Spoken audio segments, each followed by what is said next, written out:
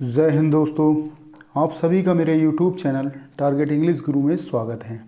दोस्तों, जैसा कि आप सभी जानते हैं कि हम UP TGT, PGT, LT, GIC और अन्य इंग्लिश कंपटीशन एग्जाम्स के महत्वपूर्ण टॉपिक फिगर ऑफ स्पीच को डिस्कस कर रहे हैं, जिसमें दोस्तों हमने पिछले वीडियो के माध्यम से 50 अभ्यास प्रश्नों को डिस्कस किया है।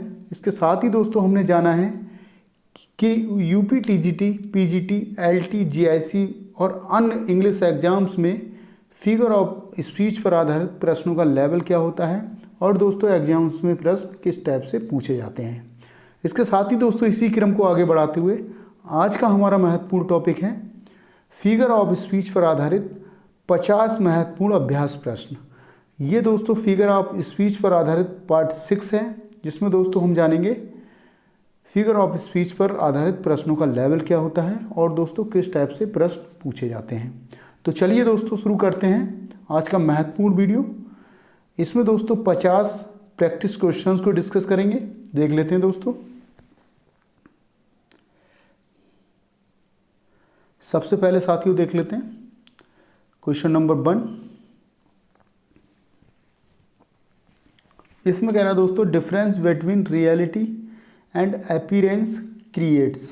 साथियों इसमें कह रहा है साथियों difference between reality and appearance creates. कह रहा है दोस्तों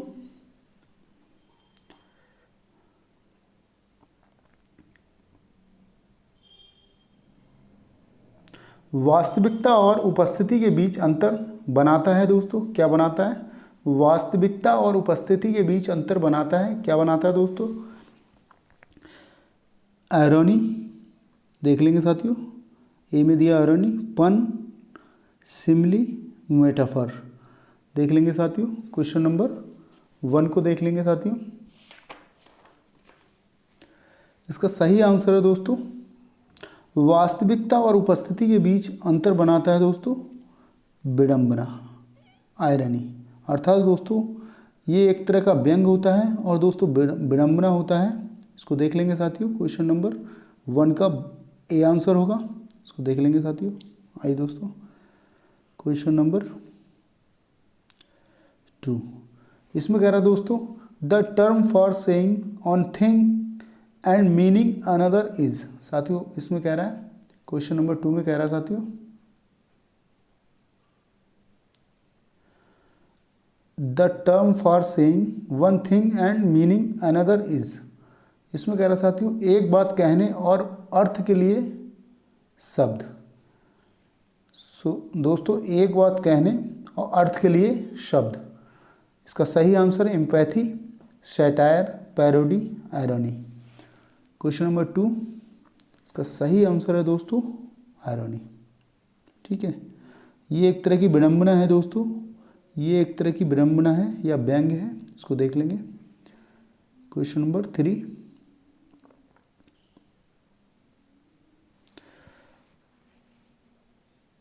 Sophocles Oedipus the king is very complex example of.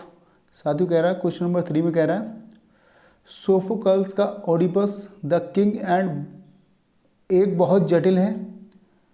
दोस्तों कह रहा है सोफोक्लस का ओडिपस द किंग एक बहुत ही जटिल है। Situation irony, stable irony, lyrical irony, tragic irony. इसको दोस्तों ड्रामेटिक आयरनी भी बोलते हैं। इसका सही आंसर होगा साथियों question number 3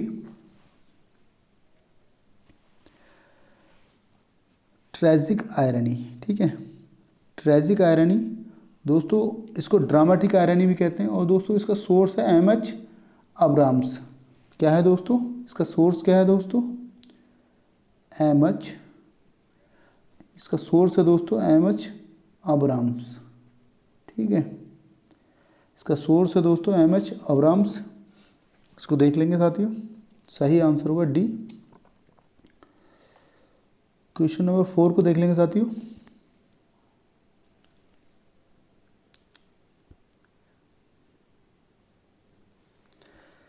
unstable irony is.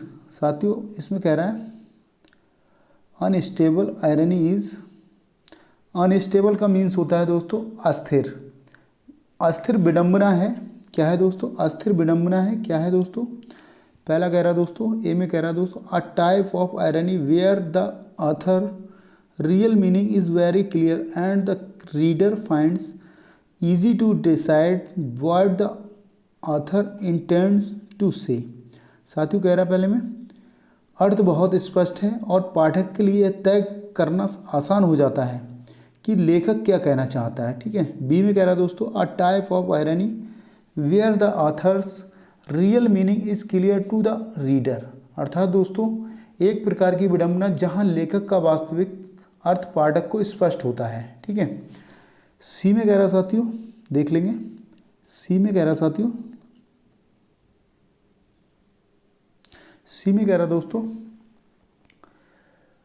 एक प्रकार की विडंबना जहां दर्शक स्थिर होते हैं और लेखक अस्थिर होता है, इस प्रकार अस्थिर विडंबना पैदा करता है। देख लेंगे दोस्तों। डी में कह रहा दोस्तों, a type of irony where the author's real meaning is unclear and the reader finds it very difficult to determine whether the author is expressing his real views। साथियों कह रहा है डी में, डी में कह रहा साथियों, तो देख लेंगे साथियों। डी में कह रहा है एक प्रकार की विडंबना जहां लेखक की वास्तविक,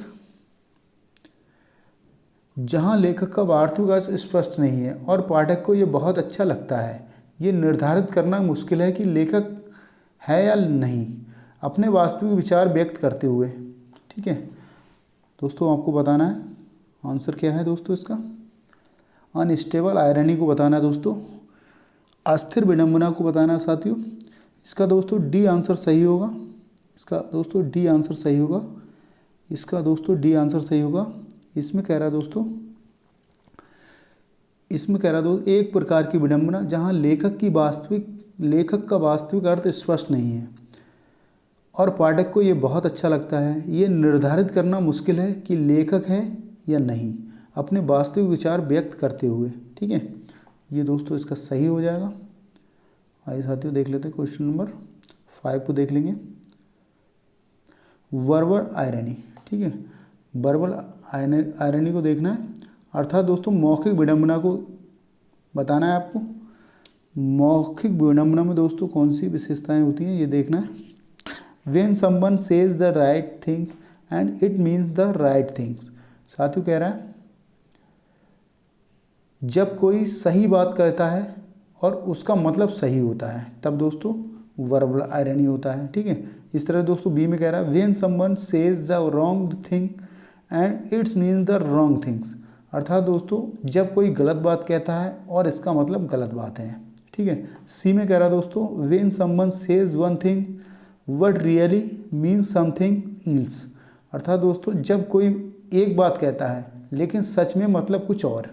ठीक है, डी कह रहा है नॉन ऑफ दी, इनमें से कोई नहीं। इसका सही आंसर होगा साथियों, इसका सही आंसर होगा साथियों जब कोई एक बात कहता है लेकिन सच में मतलब कुछ और होता है। ठीक है, when someone says one thing what really means something else। दोस्तों जब कोई एक बात कहता है लेकिन सच में इसका मतलब कुछ और होता है।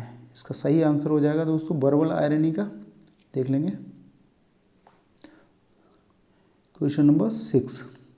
इसमें कह रहा साथियों एन इनडायरेक्ट, दोस्तों इसको कहते हैं and a usually malicious implication is known as. साथियों आपको बताना है an indirect implication is known as, अर्थात दोस्तों एक अप्रत्यक्ष और आमतौर पर दुर्भावनापूर्ण। ठीक है, अप्रत्यक्ष एक अप्रत्यक्ष निहितार्थ के रूप में जाना जाता है। क्या जाना जाता है? Comment, criticism, satire, innuendo. आपको बताना दोस्तों क्वेश्चन नंबर 6। एक अप्रत्यक्ष निहितार्थ के रूप में जाना जाता है इनएंडो। ठीक है, इनएंडो जाना जाता है दोस्तों, अप्रत्यक्ष निहितार्थ के रूप में जाना जाता है दोस्तों क्या? इनएंडो। आइए दोस्तों देख लेते हैं क्वेश्चन नंबर 7। इसमें कह रहा है दोस्तों a tattered coat upon a stick is an instance of. साथियों कह रहा है छड़ी पर फटा हुआ कोट एक उदाहरण है। क्या है दोस्तों? A tattered coat upon a stick. छड़ी पर फटा हुआ कोट एक उदाहरण है किसका दोस्तों? पर्सोनिफिकेशन का, सिमिली का, मेटाफर का, हाइपरबोली का। ठीक है, इसको बताना साथियों। Question number 7, a tattered coat upon a stick. इसका सही आंसर होगा साथियों मेटाफर। छड़ी पर फटा हुआ कोट एक उदाहरण है दोस्तों मेटाफर। आइए दोस्तों देख लेते हैं क्वेश्चन नंबर 8। इसमें कह रहा साथियों identify the figure of speech in the following line. The fire of passion made him blind. साथियों कह रहा है इसमें कह रहा साथियों निम्नलिखित पंक्ति में भाषण की आकृति को पहचाने। जुनून की आग ने उसे अंधा बना दिया। The fire of passion made him blind. जुनून की आग ने उसे अंधा बना दिया है। ठीक है, the fire of passion made him blind. जुनून की आग ने उसे अंधा बना दिया है।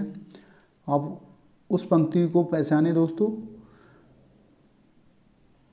ए में कह रहा है दोस्तों सिमिली, बी कह रहा है दोस्तों पर्सोनिफिकेशन, मेटाफर, डी में कह रहा है ऑक्सीमोरन। ठीक है, क्वेश्चन नंबर 8। इसका सही आंसर हो साथियों मेटाफर। मेटाफर इसका सही आंसर होगा दोस्तों। क्वेश्चन नंबर नेक्स्ट की ओर चलते हैं।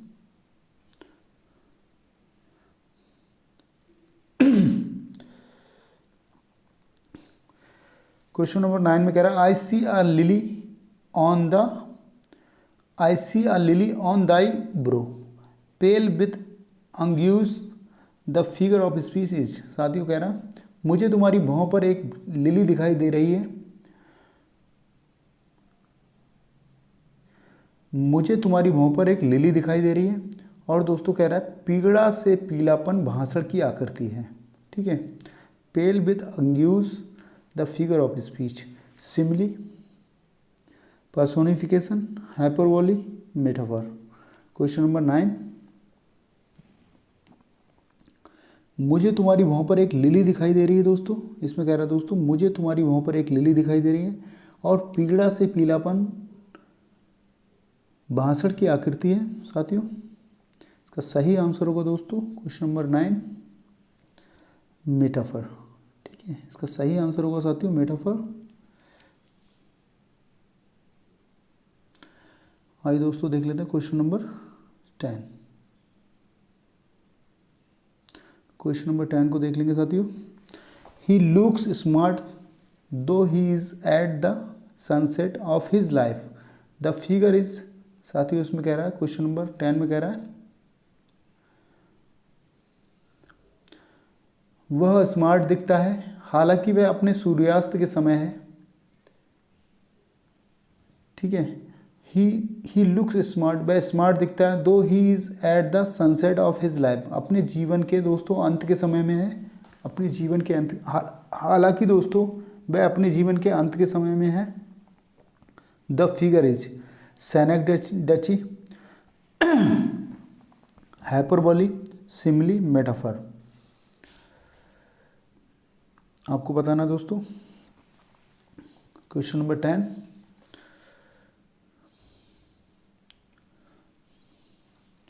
इसका सही आंसर है साथियों मेटाफर। ठीक है, सही आंसर है साथियों मेटाफर।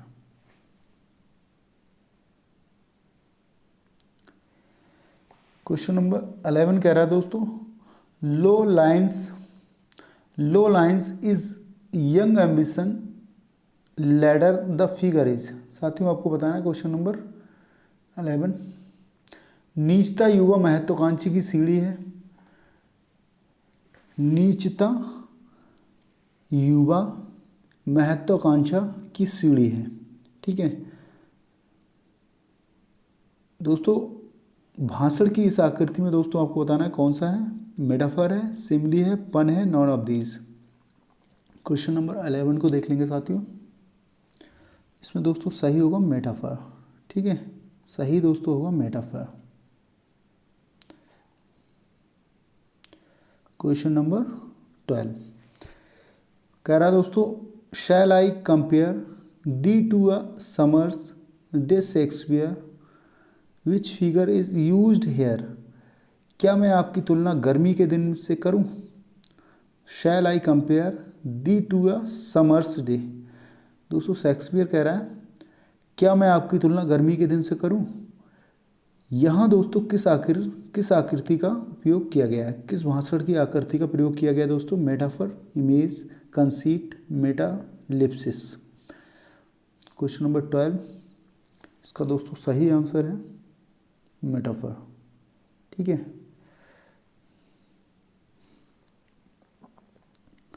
क्वेश्चन नंबर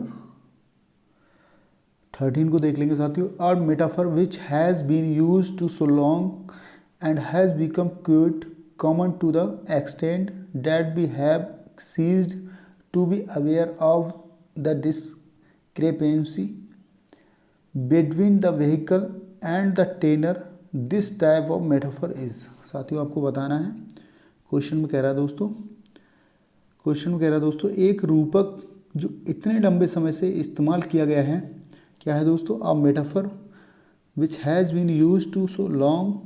दोस्तों एक रूपक जो इतने लंबे समय से इस्तेमाल किया गया है और इस हद तक काफ़ी सामान हो गया है, and has become quite common to the extent.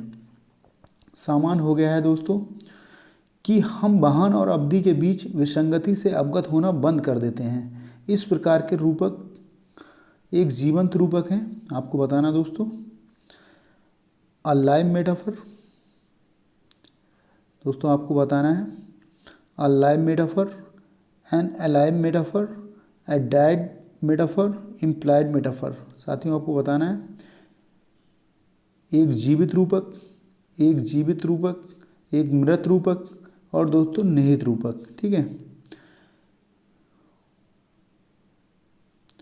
दोस्तों, आपको बताना लाइव मेटाफर जीवंत रूपक, एक जीवित रूपक और एक मृत रूपक, और दोस्तों कह रहा है एक निहित रूपक। ठीक है, इम्प्लाइड मेटाफर।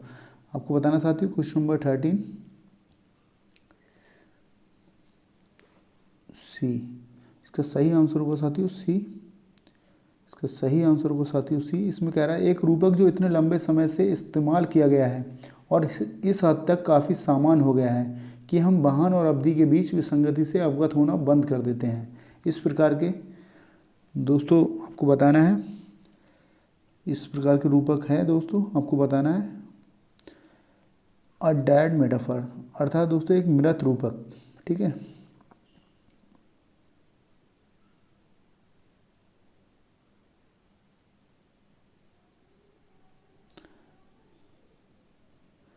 आइए दोस्तों देख लेते हैं।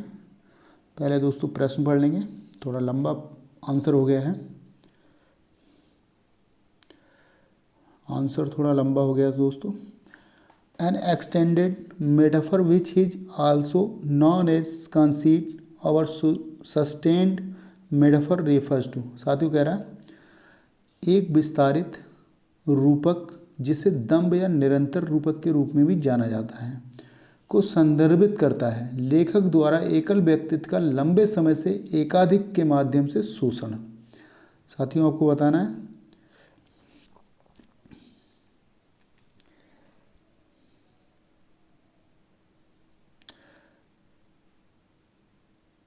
दोस्तों, इसका जो आंसर है ए में कह रहा है दोस्तों लेखक द्वारा एकल व्यक्तित्व का लंबे समय से एकाधिक माध्यम से शोषण। ए में कह रहा है दोस्तों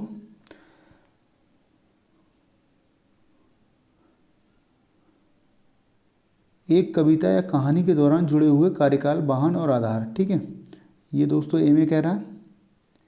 और दोस्तों इसके साथ ही देख लेंगे बी में कह रहा है साथियों, बी में कह रहा है साथियों tenors the author's exploitation of a single metaphor or analogy and length through tenors, vehicle and grounds throughout documentation। अर्थात दोस्तों कह रहा है बी में, टेनर्स वाहनों के माध्यम से लेखक द्वारा एकल रूपक या सादृश का लंबे समय तक शोषण और पूरे दस्तावेजीकरण के आधार पर। ठीक है। सी में कह रहा है दोस्तों, कई लिंक्ड अवधियों, वाहनों और आधारों के माध्यम से पाठक द्वारा एकल रूपक या सादृश का लंबे समय तक शोषण। ठीक है, इसको देख लेंगे दोस्तों इस तरह से। दोस्तों डी में कह रहा है, द ऑथर्स, डी में कह रहा है दोस्तों, एक कविता या कहानी के दौरान कई लिंक, टेनर्स, वाहनों और आधारों के माध्यम से लेखक द्वारा एकल रूपक या सादृश का शोषण। अर्थात दोस्तों इसका सही आंसर होगा क्वेश्चन नंबर 14। इसका सही आंसर दोस्तों डी के साथ जाएंगे। सही आंसर इसका डी होगा साथियों।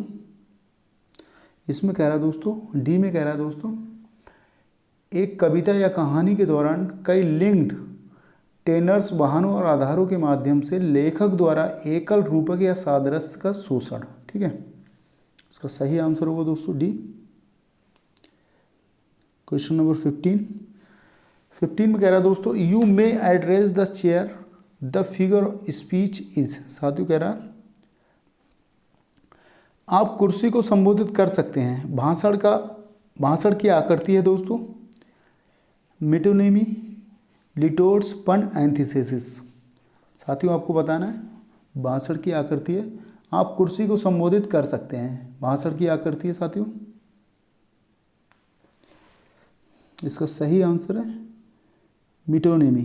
ठीक है, इसका सही आंसर है दोस्तों मिटोनिमी। ठीक है, आइए दोस्तों देख लेते हैं question number 16। From the cradle to the grave the figure speech is of. साथियों आपको बताना है क्वेश्चन नंबर 16। पालने से कब्र तक क्या है दोस्तों? From the cradle to the grave, पालने से कब्र तक, क्रेडल से कब्र तक, ग्रेव तक। ठीक है, पालने से कब्र तक भाषण आकृति है दोस्तों, आपको बताना है भाषण की आकृति है दोस्तों लिटोर्स, पन, एंटीथेसिस, मिटोनिमी।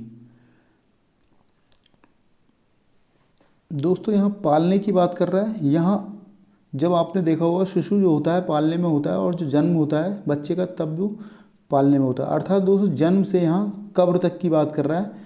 यहाँ दोस्तों एक तरह का मैं समझता हूँ, यहाँ दोस्तों मिटोनोमी की बात कर रहा है। यहाँ दोस्तों मिटोनोमी की बात कर रहा है एक तरह से दोस्तों। आइए दोस्तों देख लेते हैं question number 17। All Arabia breaths from yonder box is the example of. साथियों आपको बताना है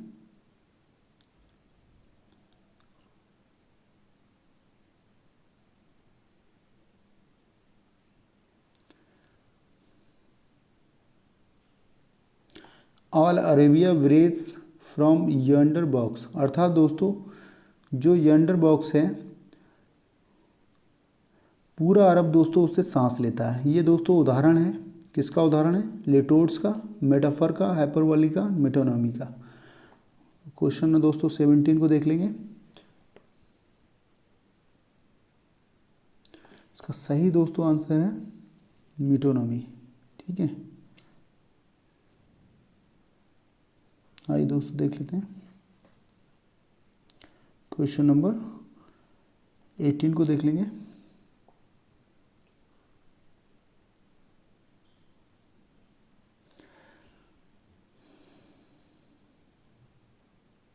दोस्तों कह रहा है sceptre and crown must tumble down. अर्थात दोस्तों कह रहा है दोस्तों राजदंड और मुकुट नीचे गिरना चाहिए। ठीक है, and in the dust be equal made with the poor crooked scythe and spade in these lines the figure of speech is, साथियों कह रहा है राजधन और मुकुट नीचे गिरना चाहिए और कंगाल टेढ़े फावड़े और फावड़े से मिट्टी में समान बनो। इन पंक्तियों में दोस्तों भाषण की आकृति है, आपको बताना है।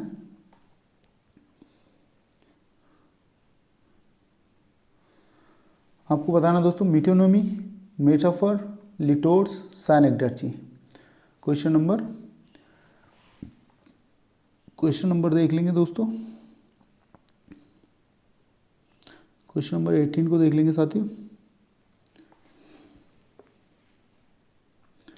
मीटोनिमी, ठीक है, इसका सही आंसर है दोस्तों मीटोनिमी। आइए दोस्तों देख लेते क्वेश्चन नंबर 19। इसमें कह रहा है दोस्तों friends romance countryman lend me your ears for the concept of attention which figure is used here। साथियों आपको बताना है साथियों क्वेश्चन नंबर 19। दोस्तों रोमियो देशवासियों मुझे अपना उधार दो, ठीक है।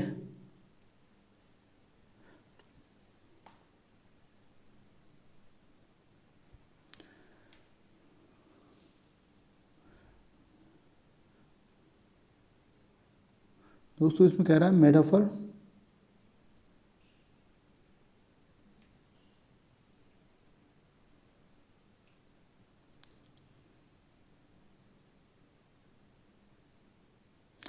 दोस्तों इसमें कह रहा है दोस्तों रोमियो देशवासियों मुझे अपना उधार दो। कान, ध्यान की अवधारणा के लिए कान, जो यहाँ आकृति का प्रयोग किया गया है दोस्तों उसको बताना है आपको।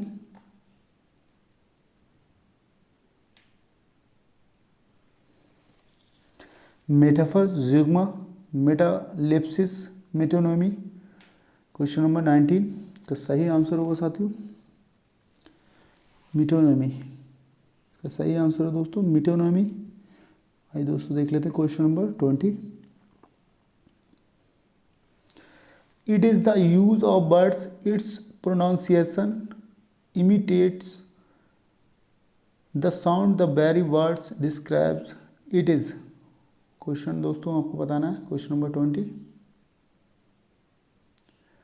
यह शब्दों का प्रयोग है दोस्तों, इसका उच्चारण उस ध्वनि का अनुकरण करता है जिसका शब्द ही वर्णन करता है।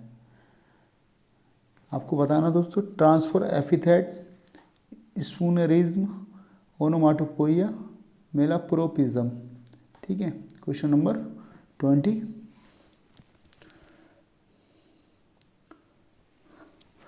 दोस्तों यहाँ ध्वनियों की बात हो रही है और ध्वनि सूचक जो होता है दोस्तों ओनोमाटोपोइया। क्या होता है दोस्तों ध्वनि सूचक होता है। यहाँ दोस्तों ध्वनि सूचक जो होता है वह दोस्तों क्या होता है ओनोमाटोपोइया, ठीक है। आंसर हमारा सी के साथ जाएगा। Question number 21। इसमें कह रहा है साथियों the figure of speech which consist in the use of word which suggest the sense the sound is called। साथियों कह रहा है 21 को देख लेंगे। वाक आकृति जिसमें शब्द का प्रयोग होता है जो ध्वनि द्वारा अर्थ का सुझाव देता है वह दोस्तों कहलाता है, क्या कहलाता है onomatopoeia, oxymoron, personification, hyperbole. Question number 21 onomatopoeia, ठीक है। इसमें दोस्तों कह रहा है वाक आकृति जिसमें शब्द का प्रयोग होता है जो ध्वनि द्वारा अर्थ का सुझाव देता है वह कहलाता है दोस्तों onomatopoeia. Question number 22। Which of the following word is onomatopoeic. आपको बताना दोस्तों उस शब्द को बताना निम्नलिखित में से कौन सा शब्द ओनोमेटोपोइक है। Murmuring, trembling, charming, glorious. Question number 22। दोस्तों पहले में दिया मर्मरिंग, इसको बड़बड़ाहट कहते हैं, और दोस्तों बी में गया कांपना, और दोस्तों सी में दिया आकर्षक, डी में दिया है दोस्तों यशस्वी, ठीक है। बड़बड़ाना यहाँ दोस्तों क्या है क्वेश्चन नंबर 22। बड़बड़ाना क्या है दोस्तों एक तरह का दोस्तों ध्वनि सूचक है, ठीक है। मरमरिंग क्या है दोस्तों, बड़बड़ाना क्या है, ध्वनि सूचक है। जबकि दोस्तों ट्रैवलिंग जो दिया है वह कांपना के लिए दिया है। और दोस्तों सी में जो चार्मिंग दिया है वह एक तरह का आकर्षक के लिए दिया है। और इस तरह से ग्लोरियस जो दिया है यशस्वी के लिए दिया है। ठीक है, यहाँ दोस्तों जो मरमरिंग है दोस्तों, बड़बड़ाना, वह एक तरह का ध्वनि सूचक है। Question number 23, chatter chatter as I flow to join the brimming river, here the figure is. साथियों आपको बताना क्वेश्चन नंबर 23 दोस्तों, इसका अर्थ होता है चैटर चैटर, अर्थात दोस्तों बक बक बक बक, जैसे मैं बहता हूँ भरी नदी में शामिल होने के लिए। यहाँ चित्र है दोस्तों, क्या है दोस्तों, ओनोमाटोपोइया का है, अलिट्रेशन का है, मेटाफर का है, क्लाइमैक्स का है। क्वेश्चन नंबर 23 दोस्तों, यहाँ बक बक बक बक चैटर चैटर की एक आवाज़ की बात हो रही है, यहाँ ध्वनि सूचकता की बात हो रही है, इसलिए दोस्तों हमारा आंसर ओनोमाटोपोइया होगा। इसको देख लेंगे साथियों।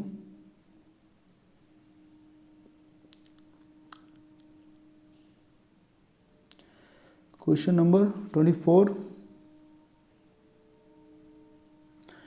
दोस्तों, cannon to right of them. दोस्तों cannon to right of them, उनके दाईं ओर तोप, और cannon to left of them, उनके बाईं ओर तोप, cannon in front of them, अर्थात दोस्तों उनके सामने तोप। और कह रहा दोस्तों वैलिड एंड थंडर्ड, गड़गड़ाहट और गड़गड़ाहट। यहाँ ये दोस्तों भाषण की आकृति है, आपको बताना दोस्तों। कह रहा दोस्तों उनके दाईं ओर तोप, उनके बाईं ओर तोप, उनके सामने तोप, और गड़गड़ाहट और गड़गड़ाहट। यहाँ दोस्तों भाषण की आकृति है। Personification,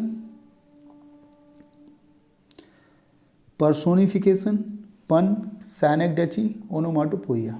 question number 24 question number 24 को देख लेंगे साथियों।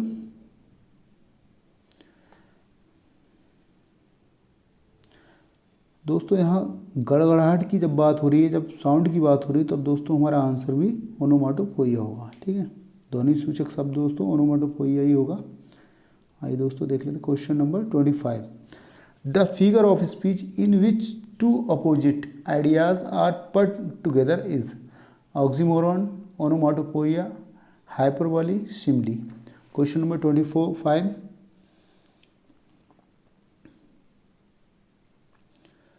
The figure of speech in which two opposite ideas.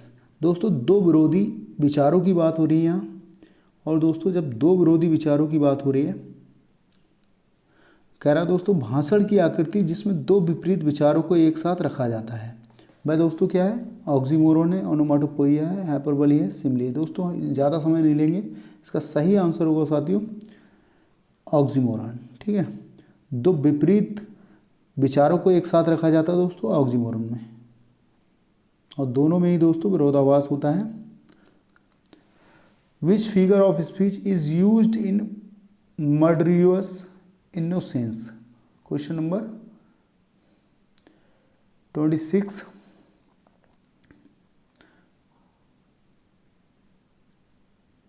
दोस्तों which figure of speech is use the murderer's innocence, अर्थात दोस्तों हत्यारा में किस भाषण का प्रयोग किया गया है, या किस भाषण की आकृति का प्रयोग किया गया हत्यारा में, hyperbole, metaphor, simile, oxymoron. Question number 26,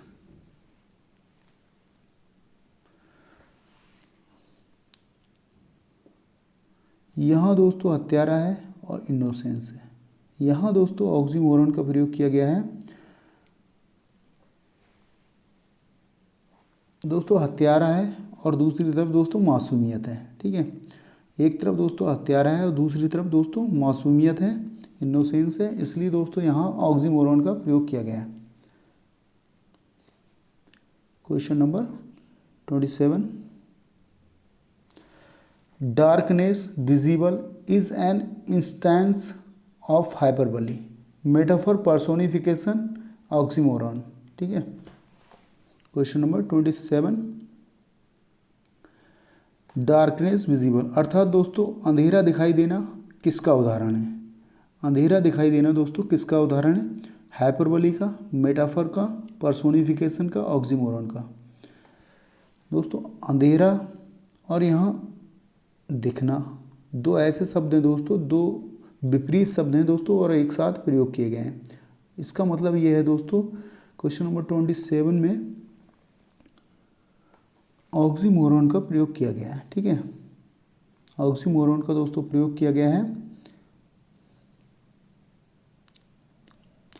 question number 28, our sweetest songs are those that tell of saddest the figure is. साथियों आपको बताना है, क्वेश्चन नंबर 28 को देख लेंगे।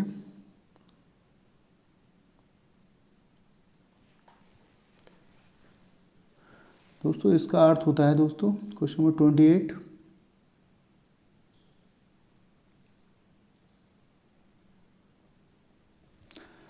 दोस्तों यहाँ सैडेस्ट, यहाँ दोस्तों स्वीटेस्ट सॉन्ग की बात की गई, यहाँ दोस्तों सैडेस्ट थॉट की बात की गई है। दोस्तों इसका अर्थ यही निकलता है दोस्तों, यहाँ ऑक्सीमोरन का प्रयोग किया गया है। ठीक है, क्योंकि दोस्तों दो विपरीत विचार हैं और दोस्तों एक साथ इनका प्रयोग किया गया है, इसलिए दोस्तों यहाँ क्वेश्चन नंबर 28 का डी आंसर हो जाएगा, ऑक्सीमोरन। आइए दोस्तों देख लेते हैं question number 29, when the lifeless object and abstract ideas are though of as living being the figure of speech is। साथियों आपको बताना है, इसमें कह रहा दोस्तों, जब निर्जीव वस्तुएं और अमूर्त विचार होते हैं, जीवित प्राणियों के रूप में सोचा भाषण की आकृति है दोस्तों, सोचा जाता है दोस्तों, तो उसमें दोस्तों भाषण की आकृति है। वेन द लाइफलेस ऑब्जेक्ट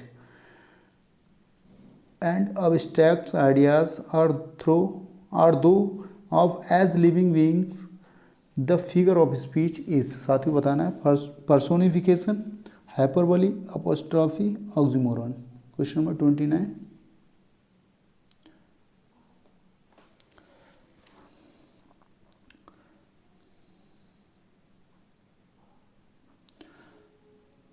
दोस्तों जब किसी निर्जीव वस्तु को सजीव मान लिया जाता है तब वहाँ दोस्तों पर्सोनिफिकेशन होता है, मानवीकरण होता है दोस्तों, हम इसको मानवीकरण भी कहते हैं। जब कोई निर्जीव वस्तु को दोस्तों सजीव मान लिया जाता है, ठीक है, तब क्या होता है दोस्तों, पर्सोनिफिकेशन होता है। इस तरह दोस्तों हमारा आंसर ए के साथ जाएगा। आइए दोस्तों क्वेश्चन नंबर 30, इसमें कह रहा साथियों, sky lowered and muttering thunder some sad drops wept at completing of the mortal sin. Milton's Paradise Lost book 9th, which figure of speech is used here. साथियों इसमें बता रहा है, इसमें कह रहा है दोस्तों, क्वेश्चन नंबर 30 को देख लेंगे। आकाश नीचे उतरा, स्काई लोअर्ड, आकाश नीचे उतरा, और दोस्तों गड़गड़ाहट बड़बड़ाते हुए कुछ उदास ड्रॉप बूंदे नश्वर पाप को पूरा करने पर रोया। मिल्टन स्वर्ग खोया, मिल्टन की जो पैराडाइज लॉस्ट है दोस्तों, उसकी पुस्तक 9 है, उसमें दोस्तों ये बातें कही गई हैं। यहाँ कौन सी वाणी का प्रयोग किया गया, अर्थात दोस्तों कौन से भाषण की आकृति का प्रयोग किया गया है, आपको बताना है। मेटाफर, इसमें दोस्तों देख लेंगे, मेटाफर, मिटेनॉमी, एसोनेंस, पर्सोनिफिकेशन। ठीक है दोस्तों, यहाँ कह रहा है दोस्तों, आकाश नीचे उतरा और गड़गड़ाहट बढ़वाते हुए कुछ उदास बूंदों के साथ नश्वर पाप को पूरा करने पर रोया। ठीक है, तो दोस्तों आकाश कभी रोता है, इसलिए दोस्तों यहाँ इसका सही आंसर होगा दोस्तों पर्सोनिफिकेशन। मानवीकरण की बात की है, अर्थात निर्जीव चीज़ को यहाँ सजीव बना दिया गया है।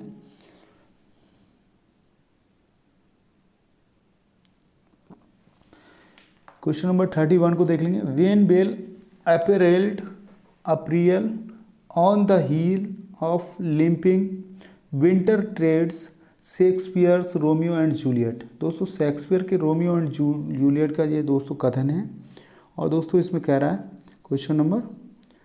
क्वेश्चन नंबर 31 में कह रहा है दोस्तों, जब अच्छी तरह से अप्रैल में लंगड़े सर्दियों के पैरों की एड़ी पर, दोस्तों शेक्सपियर के रोमियो एंड जूलियट से यहाँ किस आकृति का प्रयोग किया गया है दोस्तों, किस भाषण की आकृति का प्रयोग किया गया है, आपको बताना। पर्सोनिफिकेशन का, मेटाफर का, ऑक्सीमोरॉन का, जुग्म का।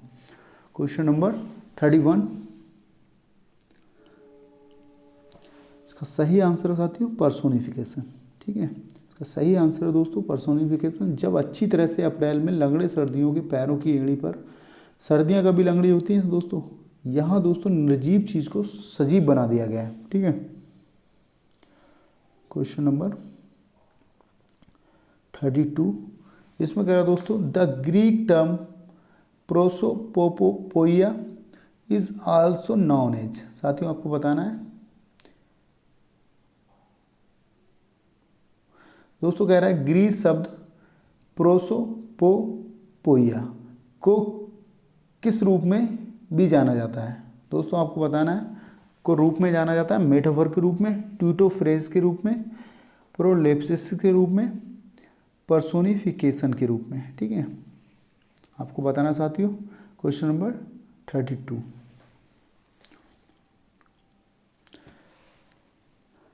इसको दोस्तों पर्सोनिफिकेशन के रूप में भी जाना जाता है, पर्सोनिफिकेशन के रूप में जाना जाता है। इसको नोट डाउन कर लें दोस्तों आप, क्वेश्चन बन सकता है इससे। प्रोसोपोपोइया, ठीक है, प्रोसोपोपोइया, इसको आप नोट डाउन कर लें, ये क्वेश्चन बन सकता है। आंसर हमारा डी के साथ जाएगा।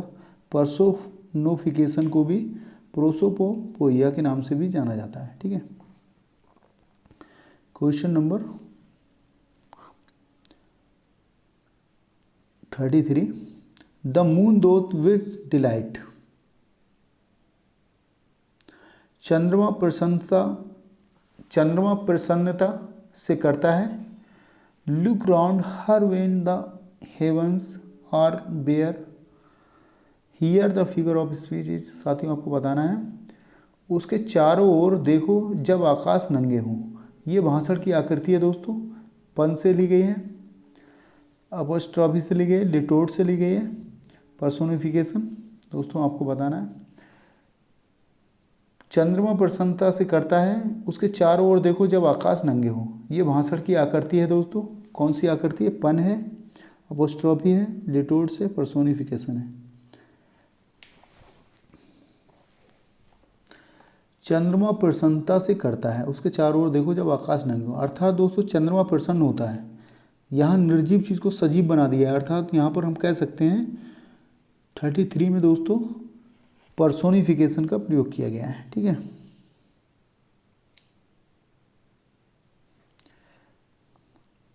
Question number 34, the naked everyday he clad when he put on his clothes, here the figure of speech. दोस्तों आपको बताना है, क्वेश्चन नंबर 34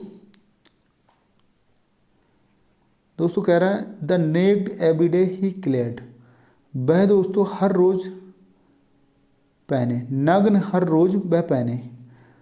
दोस्तों वेन, जब उसने अपने कपड़े पहने, यहाँ चित्र है दोस्तों, यहाँ भाषण की आकृति है दोस्तों, पन, लिटोट्स, सिमली, अरणी। नग्न हर रोज वह पहने, ठीक है, जब उसने अपने कपड़े पहने, यहाँ चित्र है दोस्तों, भाषण की आकृति है दोस्तों, पन, लिटोट्स, सिमली, अरणी। क्वेश्चन नंबर 34, यहाँ दोस्तों इसका सही होगा पन, सही आंसर होगा साथियों पन। यहाँ श्लेष की बात की जा रही है, यहाँ श्लेष की बात की जा रही है दोस्तों।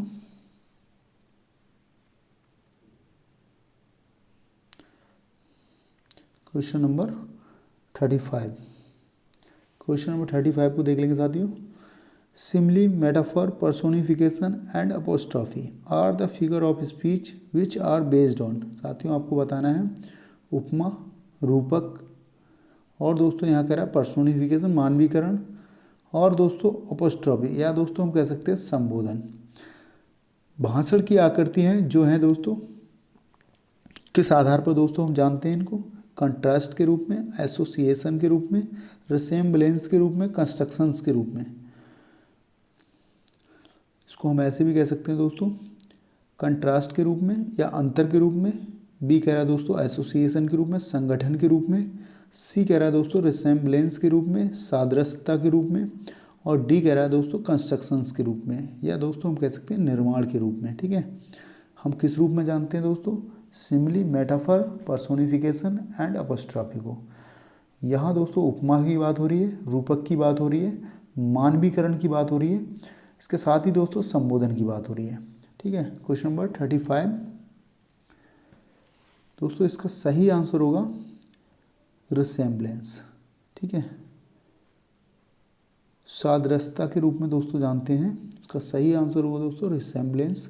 सादृश्यता के रूप में दोस्तों इसको जानते हैं, या सिमिलरिटीज़ के रूप में जानते हैं दोस्तों। Question number 35।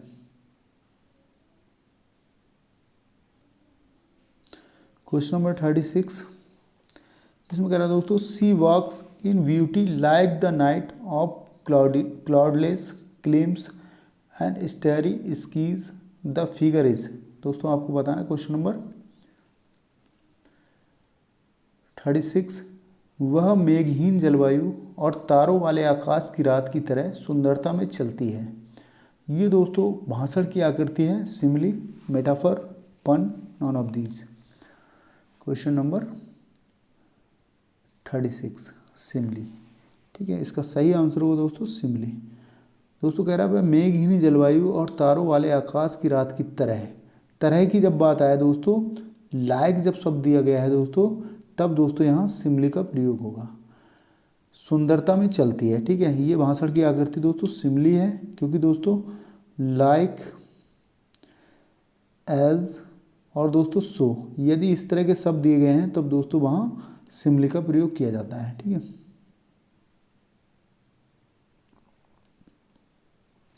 Question number 37। Question number 37 को देख लेंगे साथियों।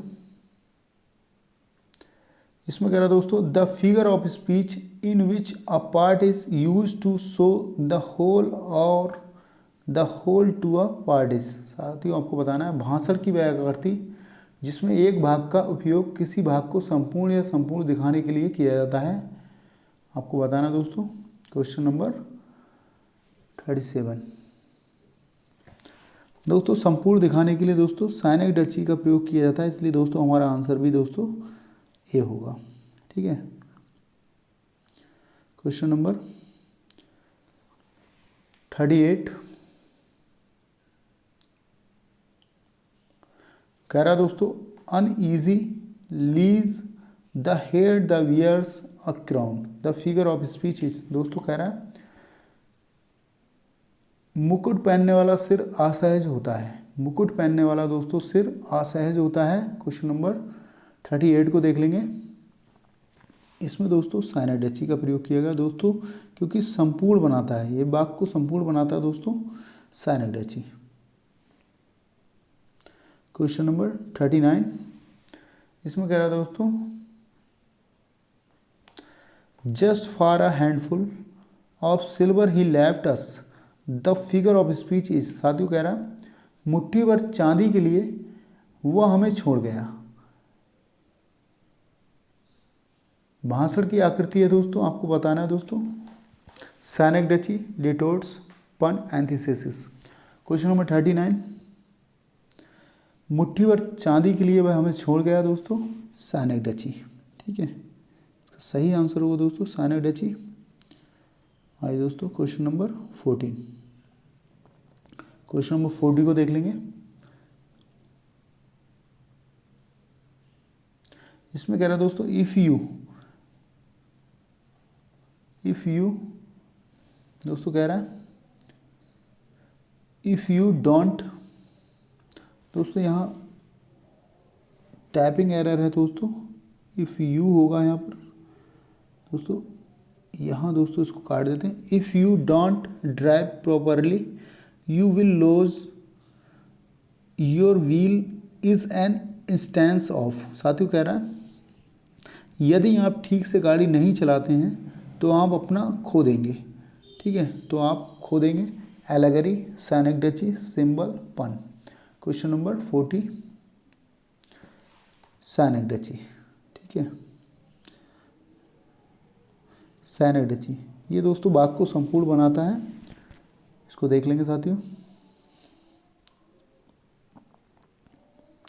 क्वेश्चन नंबर 41 इसमें कह रहा है दोस्तों, I am looking for poetry, I see a few Chaucer, a few Shakespeare, what is the special use here in poets, name in the plural. Question number 41 कह रहा है, मैं कविता की तलाश में हूँ, मुझे कुछ चौसर कुछ शेक्सपियर दिखाई देते हैं, बहुवचन में कवियों के नाम का यहाँ क्या विशेष उपयोग है दोस्तों, आपको बताना है। दोस्तों मैं कविता की तलाश में हूँ, मुझे कुछ चौसर दिखाई देते हैं, कुछ शेक्सपियर दिखाई देते हैं, बहुवचन में कवियों के नाम का यहाँ क्या विशेष उपयोग है दोस्तों। Synecdoche use name for their repeated works, आपको बताना दोस्तों।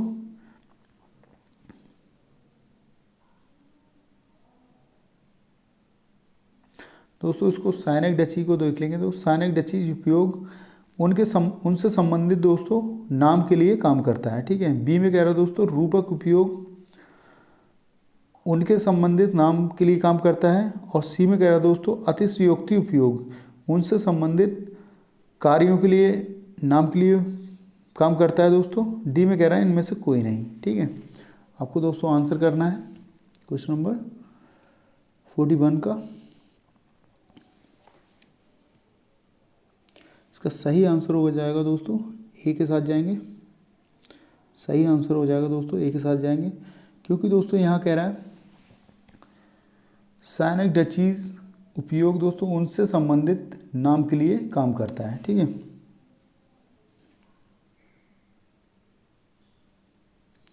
Question number 42 tweeting use of apparent praise for dispraise is, साथियों आपको बताना है।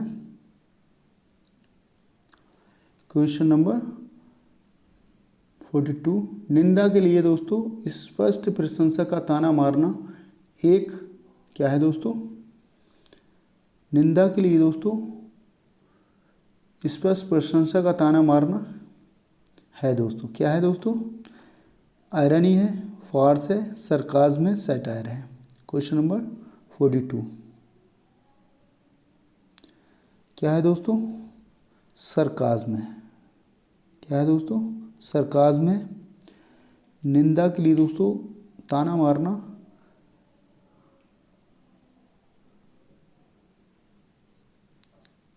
प्रशंसा का ताना मारना दोस्तों क्या है, सरकाज़्म है। आइए दोस्तों देख लेते हैं question number 43 sarcasm is taken from the Greek verb sarkazein which means, साथियों आपको बताना है। व्यंग जो है एक ग्रीक क्रिया है, सरकाजिन से लिया गया है, जिसका मतलब है व्यंग ग्रीक क्रिया सरकाजिन से लिया गया है दोस्तों। यहाँ सरकाजिन है, उसका दोस्तों मतलब बताना है आपको। टू इम्प्रूव माइंड अर्थात दोस्तों दिमाग में सुधार करने के लिए है। बी में कह रहा है दोस्तों टू इम्प्रूव हेल्थ स्वास्थ्य में सुधार करने के लिए है। और दोस्तों सी कह रहा है टू टीयर द आइज आँख फाड़ने के लिए है दोस्तों। डी कह रहा है दोस्तों टू टीयर फ्लैश अर्थात दोस्तों मांस फाड़ने के लिए है। ठीक है, क्वेश्चन नंबर 43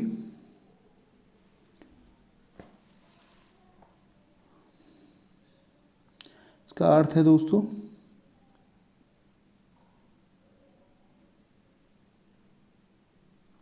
इसका अर्थ दोस्तों डी हो जाएगा, मांस फाड़ने के लिए। ठीक है, question number 44 which is the examples of transferred epithet, आपको बताना दोस्तों। Evening star. क्वेश्चन नंबर 44 इसमें कह रहा है दोस्तों ट्रांसफर एपिटैप का उदाहरण कौन सा है दोस्तों। Evening star, dreaming house, darkness visible, none of these.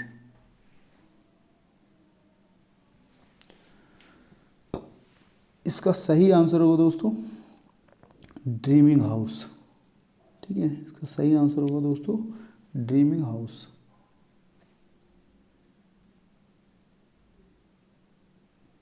Question number 45, pressurised happiness is an example of. साथियों आपको बताना है क्वेश्चन नंबर 45, इसका सही आंसर होगा दोस्तों pressurised happiness. Transfer epithet, transferred epithet, इसका सही आंसर होगा साथियों क्वेश्चन नंबर 46 देख लेंगे। यूजलेस रिपीटेशन इज, साथियों आपको बताना है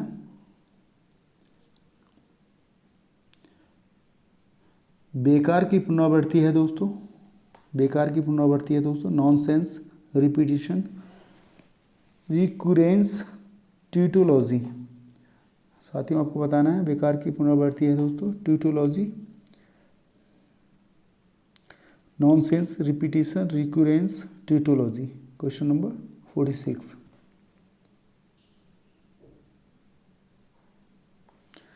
इसका सही आंसर होगा दोस्तों ट्यूटोलॉजी। ठीक है, इसका सही आंसर होगा बेकार की पुनरावृत्ति है दोस्तों ट्यूटोलॉजी। क्वेश्चन नंबर देख लेंगे 47, इसमें कह रहा साथियों tautology is also known as. आपको बताना दोस्तों ट्यूटोलॉजी को दोस्तों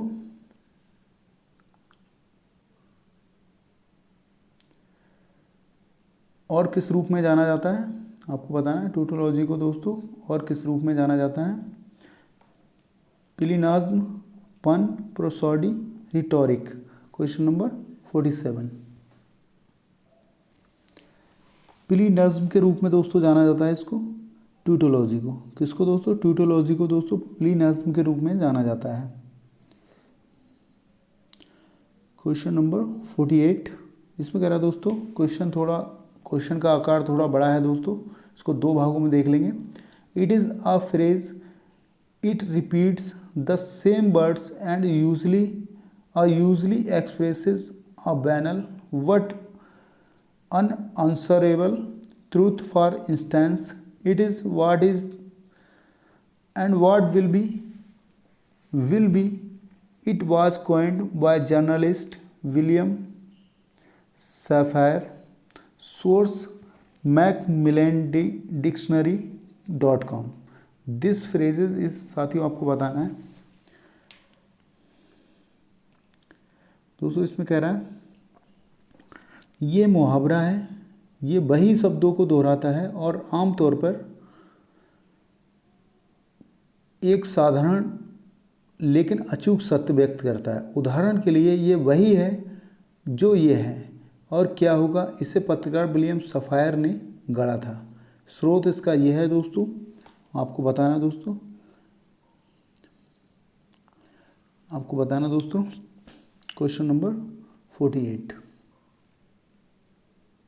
इसका सही आंसर हो जाएगा ट्यूटोफ्रेज। क्या हो जाएगा तो साथियों? ट्यूटोफ्रेज। ठीक है, इसका सही आंसर हो जाएगा साथियों ट्यूटोफ्रेज। आइए दोस्तों देख लेते हैं question number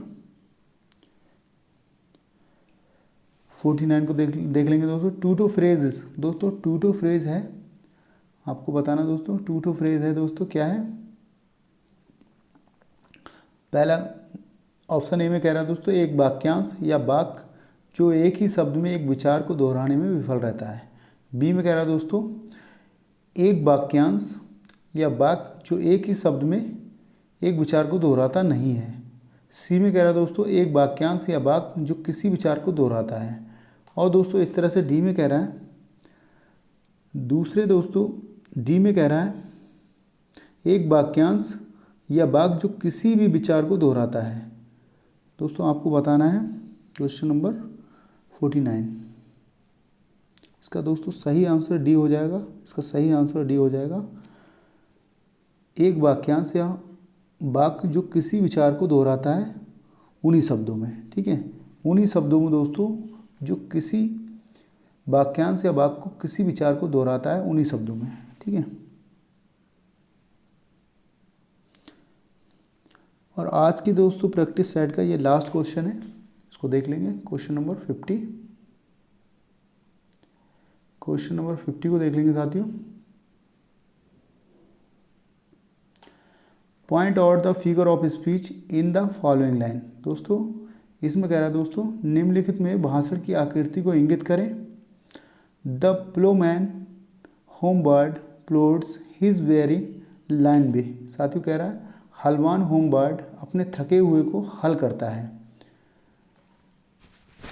metaphor, personification, transferred epithet, hyperbole. Question number 50, इसका सही आंसर होगा दोस्तों ट्रांसफर एपिथेट। ठीक है, इसका सही आंसर होगा दोस्तों ट्रांसफर एपिथेट। दोस्तों आज के वीडियो में बस इतना ही। वीडियो कैसा लगा दोस्तों कमेंट बॉक्स में ज़रूर बताएं। और दोस्तों आज हमने फिगर ऑफ स्पीच पर आधारित 50 महत्वपूर्ण क्वेश्चंस को डिस्कस किया है। इसके साथ ही दोस्तों वीडियो कैसा लगा ये कमेंट बॉक्स में ज़रूर बताएं। और दोस्तों अब तक मेरा यूट्यूब चैनल टारगेट इंग्लिश गुरु यदि सब्सक्राइब नहीं किया है तो दोस्तों अभी सब्सक्राइब करें, ताकि दोस्तों आपको इस तरह के महत्वपूर्ण वीडियो मिलते रहें। इसके साथ ही दोस्तों साथ में लगे बेल आइकन को दबाना ना भूलें, ताकि दोस्तों आपको नोटिफिकेशन मिलता रहे। दोस्तों thanks for watching this video, thank you so much. मिलते हैं नेक्स्ट वीडियो में दोस्तों 50 क्वेश्चंस के साथ। तब तक के लिए दोस्तों जय हिंद।